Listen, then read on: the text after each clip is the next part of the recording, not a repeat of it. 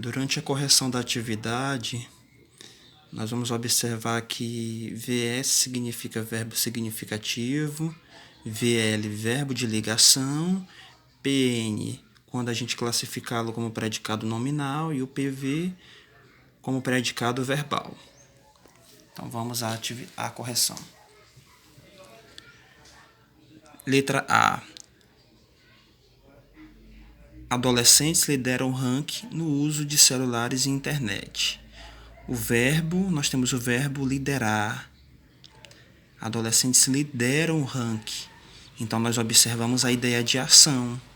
Então, vou classificá-lo como verbo significativo. Logo, eu tenho um predicado verbal. Letra B. O mundo real se confunde com o mundo virtual.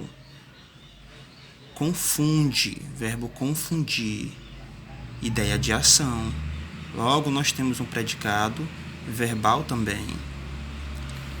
A família é e sempre deve ser o porto seguro para o adolescente.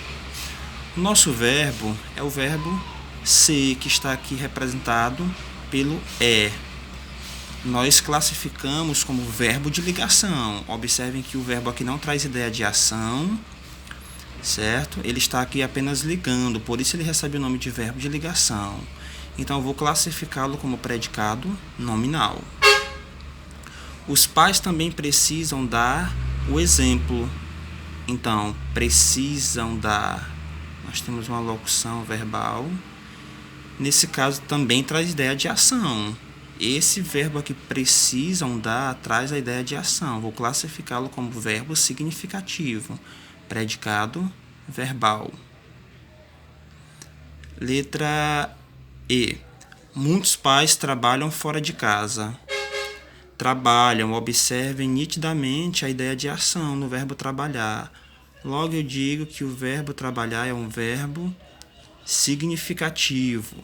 Tem um predicado verbal. Letra F. O profissional está qualificado para orientar os pais.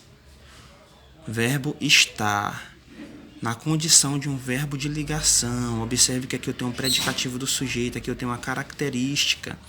Então, esse verbo aqui é um verbo de ligação e eu tenho um predicado nominal. Observem que o verbo aqui não traz ideia de ação, não tem peso dentro da frase. Na sua idade, eu era estudioso, disciplinado, bem educado.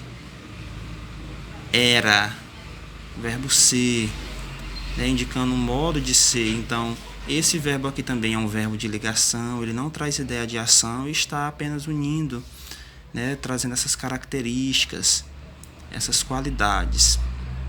Predicado nominal.